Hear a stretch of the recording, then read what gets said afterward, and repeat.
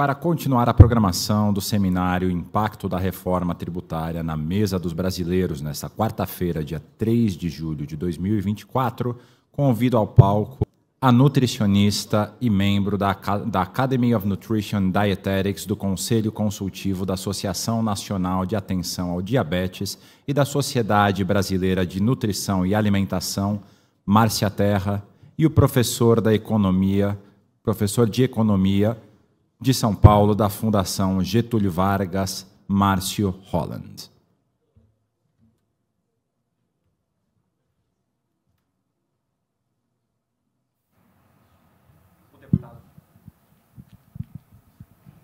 O deputado federal Augusto Coutinho, do Republicanos de Pernambuco, havia confirmado a participação neste painel.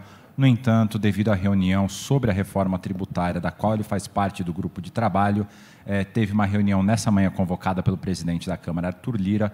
Por essa razão, por esse motivo, ele não pode, nessa manhã, estar aqui com a gente. No entanto, eu agradeço bastante por terem aceitado o convite do Poder 360 e da UNCAB, e este painel propõe a responder uma pergunta: aumento de imposto é a solução? Como sinalizado no painel anterior, cada um dos convidados terá 5 minutos para realizar suas considerações iniciais sobre o tema e, em seguida, a gente vai abrir um debate de 40 minutos. Obrigada, Guilherme, pelo convite. São 5 minutos, mas eu tenho alguns slides aqui porque eu gostaria de fazer com vocês algumas reflexões. Isso aqui assim, eu estou aqui, parece uma coisa muito óbvia o que eu vou defender, mas a obviedade não é tão clara para muita gente. Então, vamos refletir, porque aqui, né, o ignorante afirma, o sábio duvida e o sensato reflete. Tenho algumas perguntas aqui para vocês. Quem disse que taxar alimentos e bebidas vai fazer os brasileiros comerem melhor e, assim, diminuir as taxas de obesidade? Porque parece que isso é algo dado como certo, e não é. E não sou eu que digo isso, são os fatos. E quantos desses alimentos e bebidas os brasileiros consomem? Então, assim, acham que vão tributar esses alimentos ditos ultraprocessados e que isso vai impactar muito na dieta do brasileiro. Então, a gente também tem que olhar isso. E os alimentos e bebidas, eles podem ser comparados com tabaco e álcool? Absolutamente não. Comida, não existe comida boa ou ruim. Existe comida estragada, comida e alimento estragado. Não existe comida de verdade ou comida de mentira. Não existe.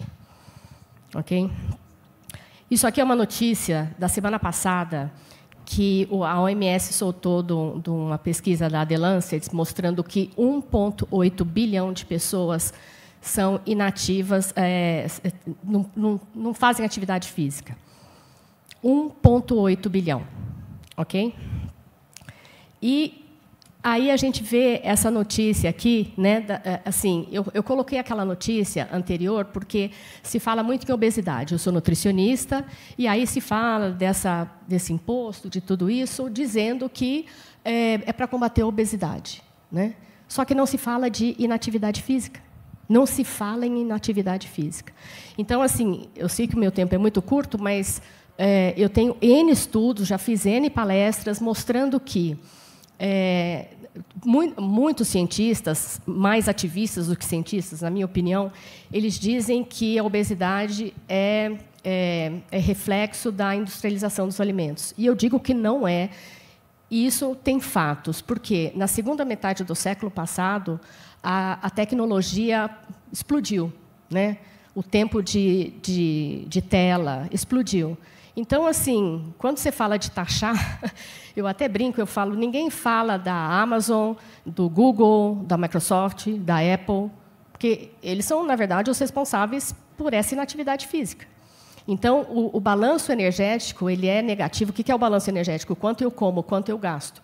Eu gasto muito menos energia hoje em dia, por quê? Porque ninguém se mexe, está todo mundo na tela, entendeu?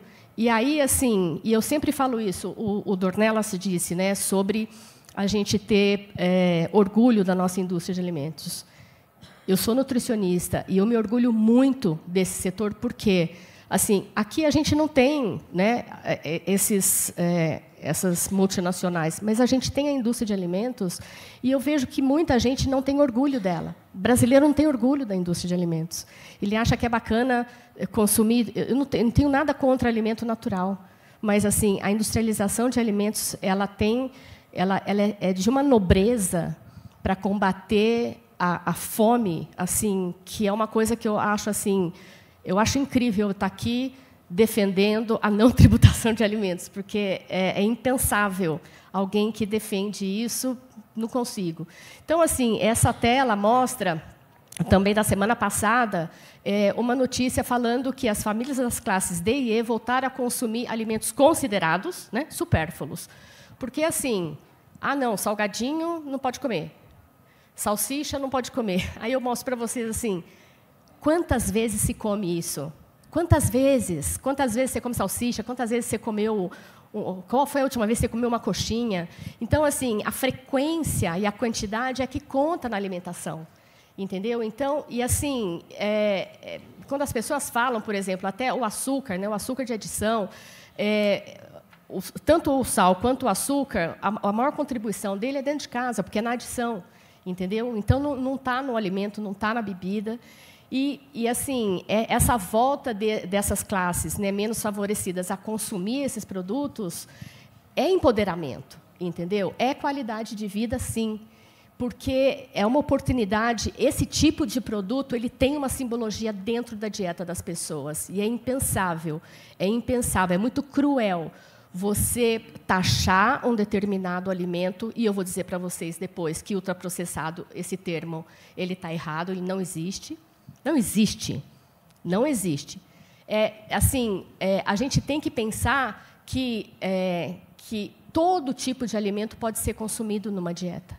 E é impensável eu prejudicar as pessoas mais desfavorecidas com aumento de preço, porque quem tem dinheiro vai continuar consumindo. Entendeu? Isso é um fato. Então, assim, isso, sabe, olha essa foto. Isso combina com taxação? Quer dizer... Você tem um churrasco, você tem refrigerante, você tem carne, você tem pão, tudo taxado. Isso combina com o Brasil? Não pode ser. É isso. Vamos começar. Márcio Holland, o senhor também tem 5 minutos. Muito obrigado ao Poder 360 pelo convite, ao Guilherme. Cumprimento aqui a Márcia, a todos presentes. A discussão de tributação é sempre uma discussão acalorada, né? E o fato é interessante, roubando um pouco aqui para o lado do economista, né? Tem muito jurista no debate. Praticamente a gente tem mais de um século de discussão sobre tributação não resolvido, tá? A teoria econômica do assunto não resolveu um problema básico. Qual é o sistema tributário ideal, adequado, né? E ele é um sistema tributário que deve equilibrar equidade tributária, justiça tributária, com eficiência econômica ao mesmo tempo. Estou supondo, obviamente, simplicidade, capacidade de arrecadar por parte do fisco, transparência, isso chega a ser óbvio, né? É mais ou menos como colocar os jogadores em campo, né? Óbvio, vai ter o jogo, tem que botar os jogadores em campo. Agora, jogar bem é outra discussão, que é a eficiência com a equidade ao mesmo tempo. Isso vem lá do início do século passado, toda a teoria não resolveu isso. Daí a gente está vivendo esse debate aqui agora. É exatamente esse o debate. Como fazer uma reforma tributária que promova a equidade tributária e, ao mesmo tempo, a justiça tributária.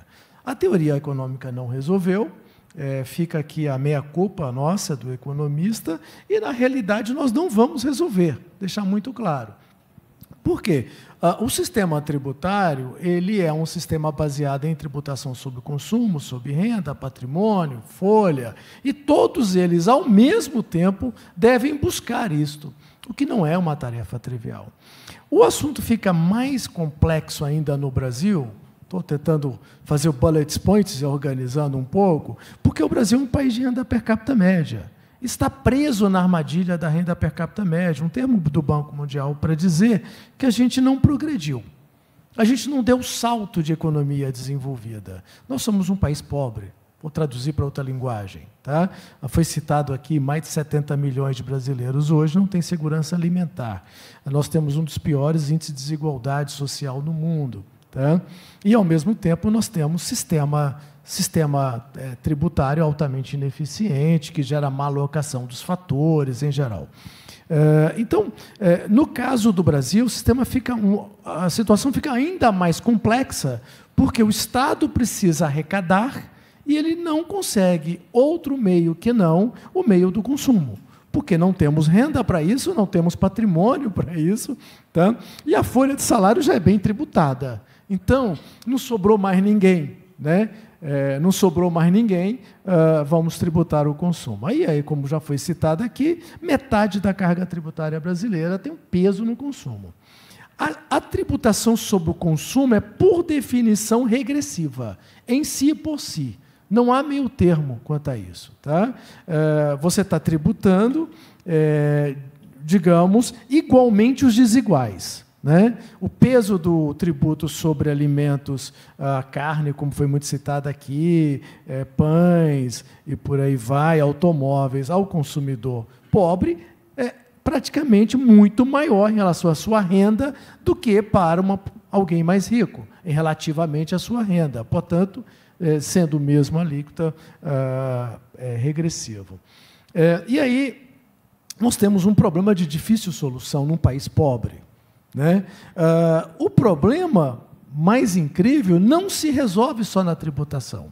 Um outro erro que a gente tem, infelizmente, no Brasil, é achar que a gente resolve todo o problema fiscal brasileiro ou todo o problema de sinalização aos agentes econômicos sobre o que comer, o que não comer, o que consumir, o que não consumir, através da tributação. Esse é um outro grande erro. É o meio mais fácil. É o meio mais simples, mas não é necessariamente o mais efetivo. Tá? Lembre-se da curva de Laffer. Né? Batemos a curva de Laffer. Chega uma hora que você não consegue arrecadar mais. Não à toa, metade do sistema econômico brasileiro é informal. As pessoas vão para a informalidade, as pessoas vão para a sonegação, as pessoas vão para a elisão fiscal, planejamento tributário, porque não tem capacidade de honrar com seus compromissos tributários. Quando a gente olha vários setores da economia, tem estudado setores de bares e restaurantes, eles praticamente não conseguem pagar tributos, tá? Porque a carga tributária é muito alta.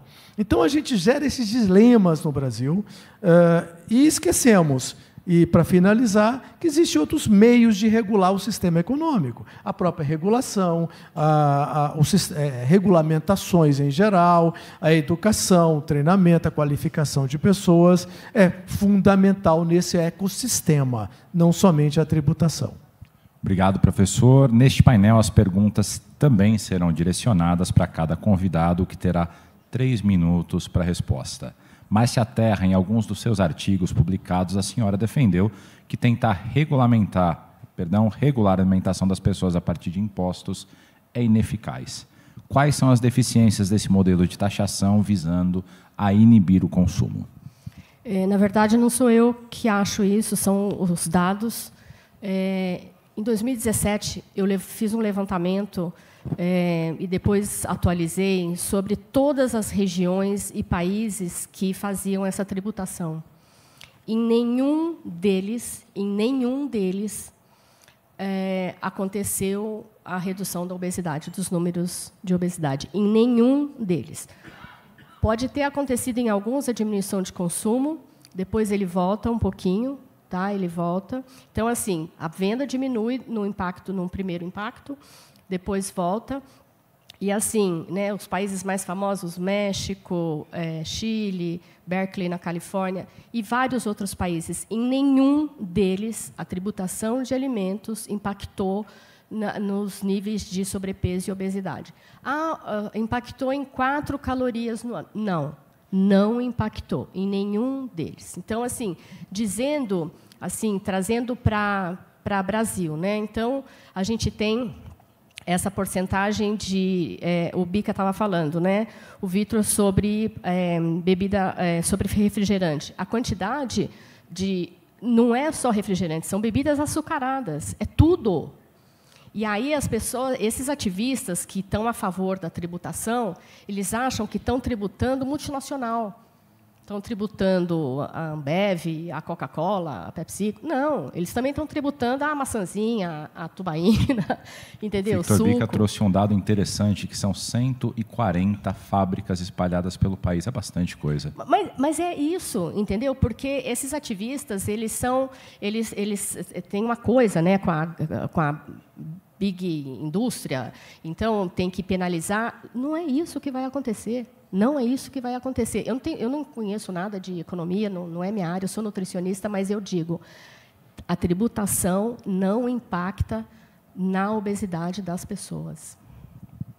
Professor Márcio Holland, um estudo da Fundação Getúlio Vargas, do qual o senhor foi um dos autores, mostrou que o aumento da tributação não é eficiente para coibir o consumo de bebidas adoçadas. Por outro lado, o mesmo levantamento indica que uma redução nos postos de trabalho e queda no PIB e na arrecadação. Por que isso acontece e o que precisa ser discutido no âmbito da reforma tributária na relação entre taxação e consumo? Então, Guilherme, a gente, um conjunto de professores, pesquisadores da FGV e nós conduzimos uma pesquisa que eu diria até, salvo o melhor juízo, inédita sobre obesidade no Brasil. Tá? Nós desconhecíamos até então uma pesquisa estruturada sobre obesidade, utilizando dados do IBGE, que é a pesquisa de orçamento familiar, as duas últimas pesquisas do IBGE, 2007 e 2008, 2015, 17 e 18, e a pesquisa nacional de saúde do Ministério da Saúde, e tentamos identificar os fatores associados à obesidade no Brasil, da perspectiva socioeconômica. Eu não sou nutricionista, não estou aqui conduzindo nenhuma recomendação na área, mas nós, economistas, temos a ferramenta econométrica, a análise de microdados, tem sempre que justificar isso para dizer por que estamos tratando desse assunto, né? Eu até diria que a gente tem o lugar de fala nisso, porque a gente trata com dados e análises, metodologias econométricas. E o que nós identificamos, ponto essencial, convidando vocês a ler o nosso trabalho, é claro, é que tem fatores multidimensionais na obesidade. A gente esquece disso. Então, quando alguém, como agora, na discussão da PEC 132 e depois do PLP 68, decidem por tributar algum item de consumo e dizendo que isso é para reduzir a obesidade, de acordo com o estudo da OMS, eu diria, calma lá, vamos ver, então, as causas da obesidade. E as causas da obesidade são multidimensionais, como já avaliado por outros estudos internacionais, e nós identificamos muito bem isso. Tá? Hoje, o modo de vida, o modo de trabalho, o método de trabalho, o método de transporte, o meio de transporte, todo o sedentarismo. O brasileiro fica mais de 3 horas na frente da televisão. E agora, com o smartphone, eu acho que eu somaria mais outras 3 horas entre... Né? Mas a pesquisa está lá, 3 horas e meia, aproximadamente, por dia, parado, sentado. Né? Transporte com 4 rodas, usualmente. O modo de trabalho sentado. Então, o brasileiro não se movimenta. Né? E a OMS é muito clara, eu tenho a citação da OMS, eu posso passar para vocês o site. Né? A obesidade é uma combinação entre ingestão calórica e consumo calórico. É o balance. Né? É que eu diria isso? É o equilíbrio entre as duas coisas. Né? Entre as duas coisas. E a gente vai, escolhe um item, um produto e diz, este produto é a causa da obesidade. Outra questão importante, que também é lugar de fala do economista. Essa questão de causalidade. É muito comum as pessoas se apressarem a dizer, se mexer nisso, causa aquilo. Infelizmente, eu não vou poder tratar de um assunto tão chato quanto esse para vocês, mas inferência causal, causalidade, causação, causa e efeito, é um dos problemas mais complexos entre econometristas, para dizer a verdade. Dizer que uma coisa causa a outra exige controlar para um monte de outras coisas que podem não necessariamente parar em pé aquela causalidade original. Então, muito cuidado com isso, mas a pressa inimiga da perfeição Tá? E no Brasil está muito comum isso. Isso causa aquilo sem nenhum estudo prévio. Traduzindo em síntese, o que nós procuramos mostrar é que a tributação sobre o consumo no Brasil, se o objetivo é controle de obesidade, de índice de massa corporal, não é eficaz. Curioso que isso daí dialoga com o que o professor Janete da Fonseca, que estava aqui no painel anterior, falou sobre quais são as 3 formas de você equalizar o déficit fiscal. Uma delas é crescimento econômico, a outra é corte de gastos e a terceira é aumento de impostos. Ou seja, aqui eles estão focando em uma delas e, segundo o estudo, impacta as outras, que é a possibilidade de crescer a economia. Eu continuo com o senhor, professor Márcio Holland. A ideia de que o imposto seletivo seja usado apenas como extra fiscal ou regulatório, desestimulando o consumo de bens e serviços considerados nocivos à saúde e ao meio ambiente, isso, de fato, contribui para que o tributo não seja um instrumento para aumentar a arrecadação? Há um entendimento sobre o caráter fiscal ou extrafiscal dessa tributação? O imposto seletivo, ele até tem um espírito de moral na sociedade, né? Porque muita gente o considera o sin tax, o imposto do pecado, né? Mas o que é pecado, né? O que consumir é pecado, tá? Então remete uma noção muito moral, muito confusa, conforme a sociedade e conforme a época da sociedade. O fato concreto sobre o que causa, qual o consumo de bem e serviço é prejudicial à saúde e ao meio ambiente, também não tem uma fronteira clara. Tá? Eu brinquei na audiência que eu fiz na Câmara sobre, será que é o diesel que eu consumo que causa mal ao meio ambiente, pelo fato dele estar no carro naquela hora? Mas e a bateria de lítio? Alguém estudou a jornada da bateria de lítio, da sua origem até o seu destino depois de desuso? Para onde vai isso? Essas toneladas de bateria de lítio indo para fundo do mar? Qual é o impacto ambiental disso? Eu estou consumindo isso? Eu sei sobre isso? O que é melhor? Tá? O carro a diesel ou o carro elétrico? Eu fico com essa dúvida. Com todo o perdão, eu tenho essa dúvida. Tá? Alguém vira e para mim diz, não, diesel é ruim, lítio é bom. Eu falo, por quê? Idem para alimentos, idem para qualquer outro item. Tem muito uma discussão moral da sociedade apressada. O imposto seletivo, por definição, é um imposto de difícil concretude, de definição do que é. O que causa mal à saúde? O que causa mal ao meio ambiente? O desmatamento da Amazônia causa mal ao meio ambiente. Tá? Então, eu deveria, obviamente, tributar a indústria madeireira, ou seja, o consumidor que consome produtos de madeira. Tá? Se tem madeira que veio da Amazônia, devo estar comprometendo os rios voadores, e com isso comprometendo aí todo o regime de chuva no sul, no sudeste. Veja o que aconteceu no Rio Grande do Sul, alerto pela queimada no Pantanal, pelos problemas diversos do Brasil, porque nós estamos consumindo madeira. Tá? E madeira veio do desmatamento. Traduzindo, qual é a fronteira para isso? Do que causa mal à saúde e ao meio ambiente. O assunto é rico da perspectiva teórica e inviável da perspectiva técnica prática. Tá? Técnica prática. Alguns itens, certamente, estão bem consolidados, não vou julgar sobre isso, mas disse muito que o fumo e a bebida alcoólica causam mal à saúde. Ok, está resolvido por enquanto. Daqui 20, 30, 50 anos pode dizer outra coisa. Tá? Mas sair dando tiro de que um produto específico, como bebida açucarada, causa mal à saúde, mas o açúcar não, começa a virar esse mesmo assunto da bateria de lítio e do diesel, ou da madeira.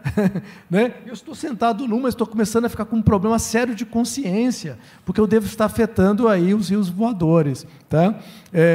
Traduzindo, isso não é uma tarefa tão trivial quanto parece.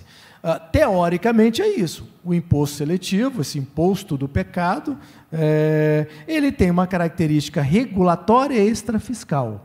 Tá? Lembrando que nós temos outros mecanismos regulatórios que a sociedade precisa levar em conta. A gente precisa de um Estado organizado para isso. Tá? E nós não temos. E aí, o caminho fácil é tributar. Né? O que anda, o que voa, o que passeia por aí.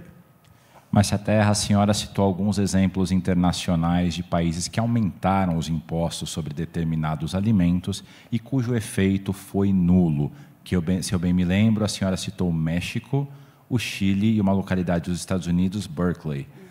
Existem exemplos internacionais que falem sobre o poder de escolha ou processos educacionais que levaram a uma redução da obesidade ou a uma melhora na saúde, ou como esse tipo de atividade ou como esse tipo de ação pode ter mais efeito prático do que você simplesmente taxar, taxar e taxar? Como o Márcio falou, né, assim, aliás, esse trabalho da GV é bárbaro, e a obesidade ela é multicausal, né, é muito complexa, e não existe, tá, assim, no mundo, porque tem a ver com educação, tem a ver com educação nutricional, tem a ver com segurança pública, tem a ver com mobilidade. Então, e isso que eu disse, a vida moderna, ela nos fez ser mais inativos fisicamente. Então, a gente está consumindo a mesma quantidade de caloria, pode ser, e eu estou me exercitando, me movimentando menos. Então, eu tenho mais caloria e menos movimento. Então, eu começo a ganhar peso. Então, isso é da sociedade moderna. Aí, esse pessoal que fala sobre, né, que cunhou essa expressão ultraprocessado, que eu sou radicalmente contra, é porque ela não existe uma definição para ela. Segundo a classificação, né, os especialistas da USP que fizeram essa classificação, que chama NOVA, existem 4 níveis de classificação por processamento. Só que as pessoas não percebem que essa classificação ela também não é por processamento.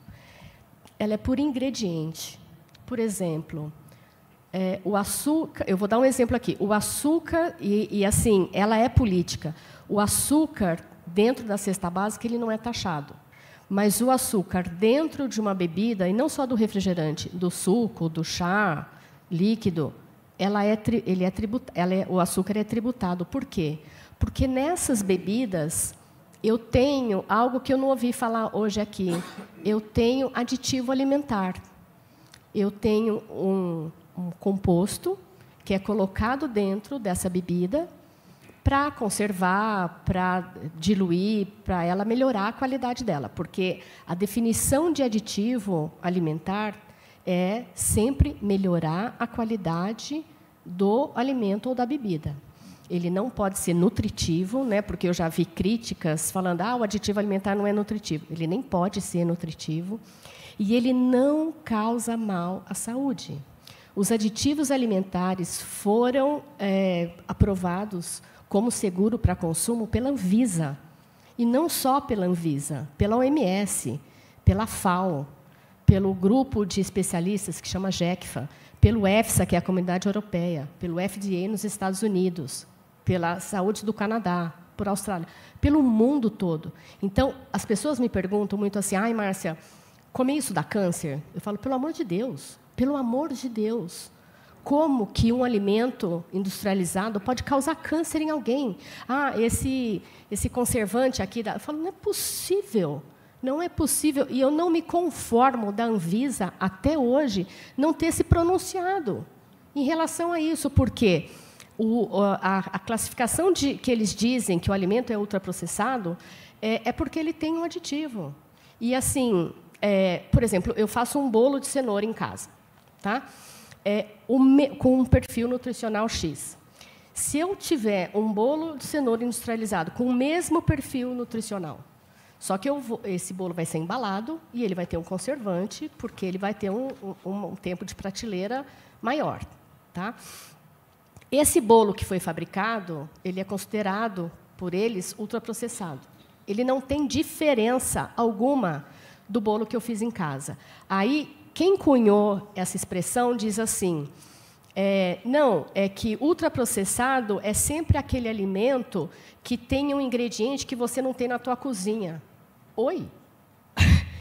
Isso é tão subjetivo, né? Não, totalmente subjetivo. E uma outra coisa que eu queria falar, quando o Márcio falou sobre causalidade, quando a gente lê os estudos científicos, epidemiológicos, que eles falam sobre ultraprocessado causa morte, ultraprocessado faz mal, causa câncer, dá cardiopatia, são todos estudos observacionais.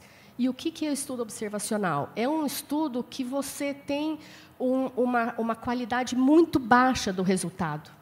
Então, assim, é essa coisa assim, a gente até fala de causalidade reversa, né? A causalidade reversa, por exemplo, é assim: adoçante engorda, porque eu só vejo gordo consumindo. Entendeu? Então, assim, é um negócio que, quando você vai fazer a métrica, e todos os estudos com ultraprocessados, eles são observacionais de uma qualidade muito baixa, assim, eles são totalmente desacreditados. Hoje, a gente sabe que eles são feitos no mundo inteiro pela mesma equipe que criou a classificação de ultraprocessado, ou seja, a mesma equipe que criou a classificação de ultraprocessado conduz estudo para checar se o ultraprocessado é bom ou não. Então, assim, existe um viés aí ideológico, né, um conflito de interesse muito forte. Né? E aí, assim, a gente vai além, porque se o aditivo é ruim, se o aditivo alimentar é ruim, então a Anvisa tem que tomar alguma providência. Não é possível. E, assim, eu não sei se vocês sabem, aqui em Brasília, faz acho que 1 ano, teve uma moça que contraiu botulismo. Botulismo. Ela comprou um produto numa feira artesanal, aí que parece uma feira famosinha que tem aqui, e ela consumiu um pesto lá, natural, lá, assim, fabricado em casa, e ela teve botulismo. Até hoje ela tem sequelas gigantescas, assim, saiu na mídia. Então, assim, eu não sou contra, eu sou nutricionista, eu não sou contra alimento natural, alimento feito em casa, absolutamente. Só que eu sou a favor do alimento seguro. Eu sou a favor de combater a fome. Eu sou a favor das pessoas não ficarem doentes por causa de comida estragada. Então, assim, a gente estava falando aqui de validade de produto. A comida industrializada, ela tem uma validade maior. A comida industrializada, ela tem que ser mais barata. Então, assim, uma das críticas que a gente ouve desses ativistas, é porque a comida industrializada é muito barata. Que bom! E a comida industrializada tem uma validade maior. Que ótimo! Então, assim, e eu vejo assim, essa crítica é uma crítica política, porque a definição de ultraprocessado dentro da ciência séria e da tecnologia de alimentos, ela não encaixa, ela não fecha. Quer dizer, se eu bem entendi do que a senhora falou agora, do ponto de vista da pesquisa científica a respeito da saúde nutricional, não há uma justificativa para que o açúcar in natura não seja taxado e produtos que o contenham venham a ser, correto? Absolutamente correto, absolutamente, porque, como o Márcio falou, essa taxação ela não impacta no consumo, entendeu? Ela não impacta. Assim, dentro das ferramentas, ela vai ser lá embaixo, não impacta. É educação, é mais atividade física, melhora na segurança pública, é isso. Para o senhor professor, como o Brasil poderia lidar com a necessidade de arrecadar sem criar novos tributos para setores estratégicos para o país, como os de alimentos e bebidas? É possível fazer isso sem impactar o consumo? Bom, a primeira questão importante a gente tem sempre que registrar, né? Um evento como esse aqui no Poder 360, a importância do Brasil conduzir uma reforma tributária. Tá? É preciso registrar isso, registrar também o trabalho que o Bernardo Api, o ministro Haddad, toda a base política, o Congresso, né, o governo e o Poder Legislativo vem fazendo no sentido. Tá? O texto da emenda constitucional é muito positivo nessa direção do Brasil adotar um imposto sobre valor adicionado, IVA, o qual já adotou nos anos 60, não deu certo com o ICMS, tá? Tentar novamente, o PIS/COFINS também teve essa origem, né? Mas virou essa confusão toda, é um esforço necessário e a gente tem que torcer para dar certo. Tá? Esse é um ponto importante. Não é necessariamente a solução de todos os nossos problemas, mas é parte da solução. Tá? O segundo é que, com essa alteração do sistema tributário nacional, se espera aumentar a base de incidência de tributos e, com isso, arrecadar mais. Tá? Tá?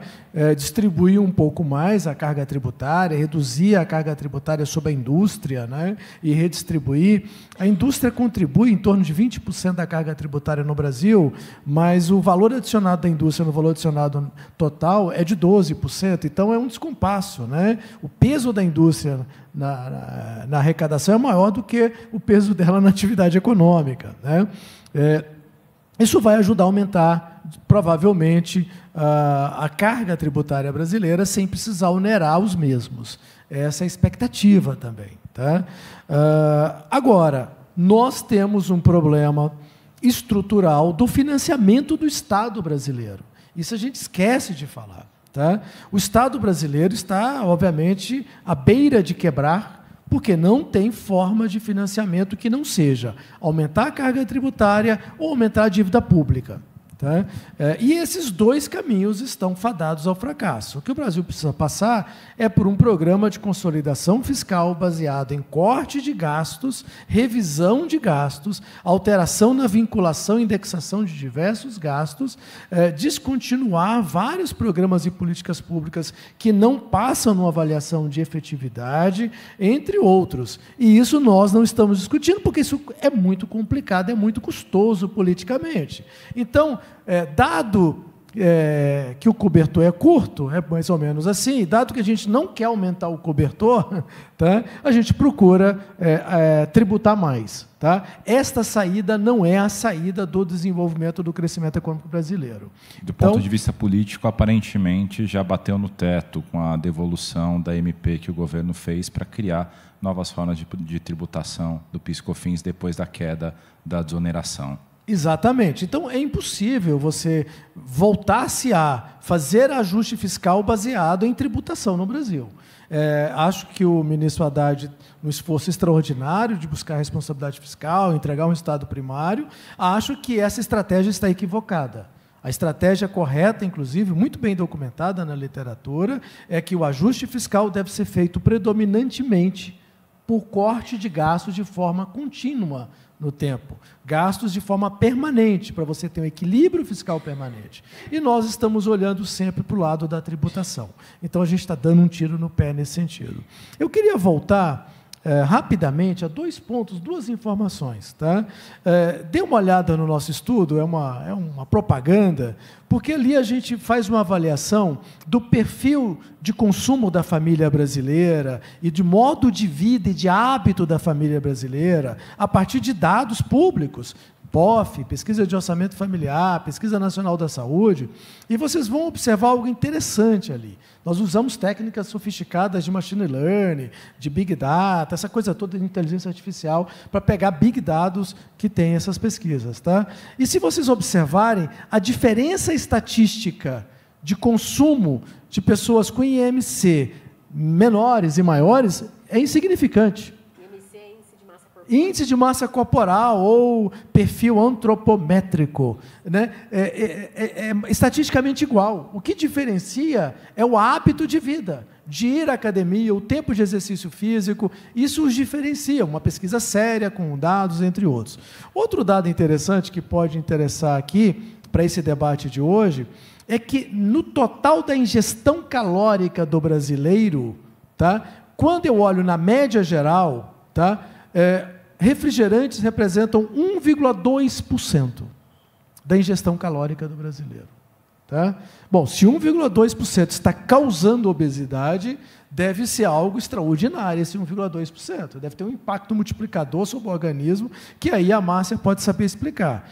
30%, eu estou falando agora da população mais pobre, até 2 salários mínimos, porque o Brasil tem dados, use-os. Tá? Eu posso dividir por perfil de salários ou de renda no Brasil, inclusive. E eu vou pegar os mais pobres, porque é muito comum falar que a qualidade calórica dos mais pobres é comprometida. Tá? Para a população até 2 salários mínimos, do total da sua ingestão calórica, 30% é cereais, leguminosas, frutas e hortaliças. Eu não sei, a nutricionista depois julga se isso é bom ou ruim. Tá? Só estou trazendo dados. 17% é carnes, aves, pescados e ovos. Proteína. 19% panificado, farinha, fécula, massa. Açúcares, 13%. Tá? Bebidas em infusões, 1%. Então, isso ajuda, tá? A gente a entender que o pobre brasileiro não tem dinheiro para consumir refrigerante, tá? E que provavelmente ele deve estar consumindo o açúcar misturado com água e algo mais dentro de casa. Tá? É um substituto de uma bebida gelada, refrescante, com um pouco de açúcar no seu consumo no dia a dia. Bom, é isso que diz a pesquisa, os dados no Brasil. Agradeço aí.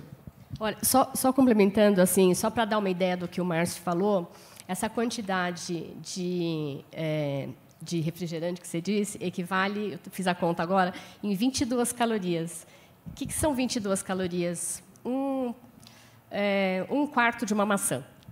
Então, assim, seria um quarto de uma maçã que estaria causando a obesidade. Então, quando você diz, assim, a gente tem que traduzir em número, porque as pessoas não conhecem caloria, não conhecem dados, não conhecem frequência de consumo, volume. Por exemplo, falava-se muito em consumo de sal, né? Tem que diminuir o sal dos produtos industrializados. E aí teve uma pesquisa feita pela USP que mostrou que o que mais contribui com o sal na dieta é o arroz e o feijão. Por quê? Porque eu tenho maior volume e maior frequência de consumo, sabe? Então, assim, e açúcar é o açúcar de adição. O açúcar de adição que a gente fala é aquele que eu coloco mesmo, que eu coloco em casa, no café, nesse suco, entendeu? Então, assim, não sou economista, mas se pensar em ganhar dinheiro com tributo a partir desse recorte, é um fiasco. E, assim, olhando pelo lado da alimentação, é um crime, basicamente. Continuo falando com a senhora.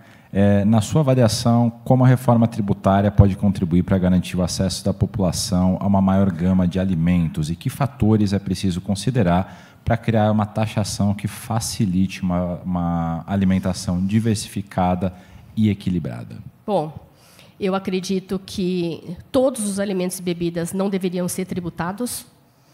E eu acredito que um subsídio para frutas, legumes e verduras seria fantástico. Isso mudaria o perfil do Brasil. Assim, olha, precisa de dinheiro, precisa de tributo, vai tirar de outras coisas. De comida e bebida, não. Entendeu? Um país famélico, pobre, como o Márcio disse, não dá.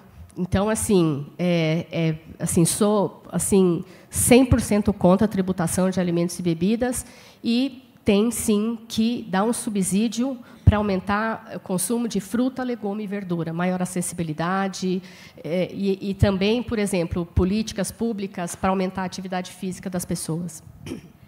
Este painel caminha agora para o final e eu gostaria de pedir aos participantes para fazerem as suas considerações sobre o que foi debatido. Por favor, Márcio Holland, professor da FGV. Então, há uma discussão sobre o uso da tributação para inibir consumo de produtos que, porventura, venham a causar mal à saúde, prejuízo à saúde aqui. Em particular, esse foi o tema. E a gente tem sempre que lembrar que a obesidade é uma epidemia, né, no mundo afora. Os Estados Unidos passam por um quadro crítico, eu diria disso. 75% para quase 80% da população norte-americana está entre sobrepeso e obeso, né? Inclusive a caracterização até de superobeso, né, se faz presente com IMC acima de 30, 35, tá? Para poder caracterizar aquilo lá. Aquela situação crítica dos Estados Unidos. O Brasil está ali em 85 no ranking mundial, tá, de obesidade. Não sei se vocês sabiam disso. Na hora que você pega todos os dados, o economista tem esse problema, ele vai olhar dado, né? Olha todos os dados, com uma obesidade em torno de 21%, é a última pesquisa que nós temos. Tá?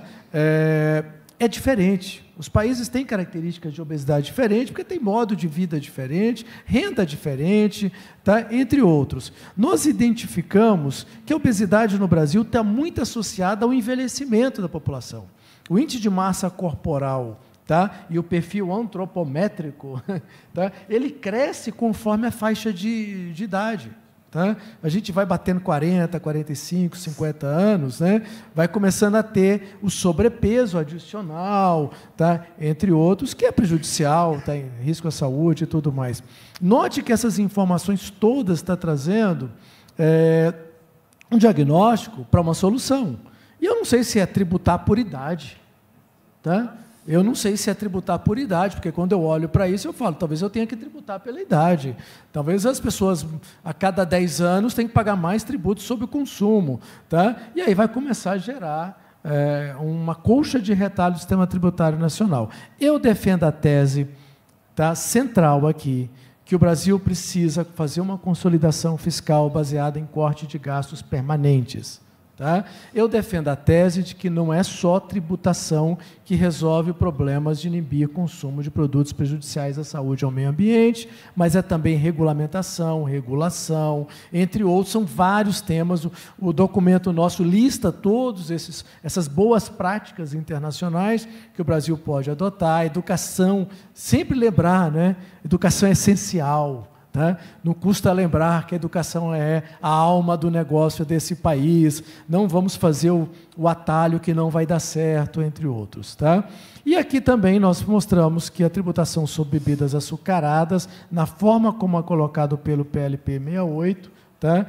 De escolher exclusivamente ela no imposto seletivo, da forma como foi colocada, é um desenho inadequado de reforma tributária. Márcia Terra, as suas considerações, por favor. Bom, primeiro eu queria reforçar que, assim, né, porque é o imposto do pecado, alimento não é nocivo à saúde. Nenhum alimento ou bebida é nocivo à saúde. Pelo amor de Deus, isso tem que virar um mantra. Só comida e bebida estragado, contaminado, vai fazer mal a alguém. Só. Não existe. E, assim, queria que vocês prestassem atenção nessa expressão que todo mundo fala sobre ultraprocessado, que virou um jargão. Ele mistura, essa classificação mistura alimentos com perfis nutricionais completamente diferentes. Por exemplo, eu tenho um iogurte natural, então ele é menos processado. Se esse iogurte tem um corante de morango, lá, um corante vermelho, e tem um aroma de morango e fruta em pedaço, ele já é considerado um ultraprocessado. Então, como é que é? Então, assim, de novo, eles estão condenando o aditivo alimentar que é aprovado pelo governo. Então, assim, é uma coisa muito mais profunda. Outra coisa, então é ultraprocessado, só que o leite de caixinha, ele é considerado minimamente processado, porque é leite, né? Então ia ficar chato considerar ultraprocessado. Então, o leite em pó, leite de caixinha, que passa por muitos processos, ele é considerado não processado. Já um suco de caixinha, suco integral, 100%, ele é considerado ultraprocessado. Como assim? Então, assim, esse é um viés dessa classificação, é um viés político. Então, assim, eu gostaria que todos que estão lidando com essa problemática hoje prestassem mais atenção nessas peculiaridades dessa expressão, porque ela mistura muita coisa e ela não significa absolutamente nada, no final das contas. Obrigado, Márcia Terra e Márcio Holland, pelas contribuições neste debate. E chega ao fim o seminário O Impacto da Reforma Tributária na Mesa dos Brasileiros, realizado pelo Poder 360, com o apoio da UNCAB, nesta quarta-feira, 3 de julho de 2024. Em nome do Poder 360 e da UNCAB, gostaria de agradecer a todos os debatedores pelas contribuições apresentadas neste encontro. Obrigado a todos os presentes e todos os web espectadores que acompanharam o seminário pelo canal do Poder 360 no YouTube. A cobertura completa e o vídeo gravado deste seminário estão no jornal digital Poder 360. Muito obrigado. Poder Monitor, a ferramenta mais completa para monitorar os 3 poderes. Acesse agora poder.cc/monitor e ganhe 30 dias grátis.